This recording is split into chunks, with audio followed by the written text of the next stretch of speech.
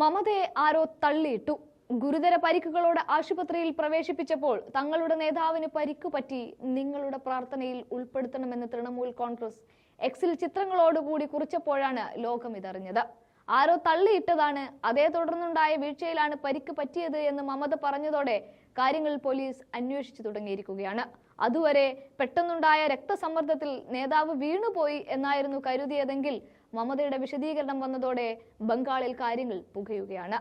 തെരഞ്ഞെടുപ്പ് അടുക്കുമ്പോൾ മമതയെ ആരെങ്കിലും പരിക്കുകളോടെ വീട്ടിലിരുത്താൻ പരിശ്രമിച്ചതിന്റെ ഭാഗമാണോ ഇത് എന്നതാണ് ഇപ്പോഴത്തെ ചോദ്യം. നെറ്റിയിൽ ഗുരുതരമായ മുറിവേറ്റ മമതയെ കൊൽക്കത്തയിലെ SSKM ആശുപത്രിയിൽ എത്തിക്കുകയും വീഴ്ചയിലുണ്ടായ ആഴത്തിലുള്ള മുറിവ് തുന്നിക്കെട്ടുകയുമാണ് ചെയ്തത്. കൊൽക്കത്ത കാലിഘട്ടിലെ വസതിയിൽ ഇന്നലെ രാത്രിയായിരുന്നു സംഭവം. പിന്നിൽ നിന്നും ആരോ തള്ളിയതോടെ മമത ഷോക്കേസിലിടിച്ച് വീഴുകയായിരുന്നുവെന്നാണ് SSKM ആശുപത്രി ഡയറക്ടർ മാധ്യമങ്ങളോട് വിശദീകരിച്ചത്. അതേസമയം മുഖ്യമന്ത്രി കാൽ വഴുതി വീഴുകയായിരുന്നോ, രക്തസമ്മർദ്ദത്തിലുണ്ടായ ഏറ്റക്കുറച്ചിലിൽ ബോധരഹിതയായതാണോ എന്ന സംശയവും ഉണ്ട്. ഇത് സ്ഥിരീകരിക്കാൻ കൂടുതൽ പരിശോധനകൾ ആവശ്യവുമാണ്.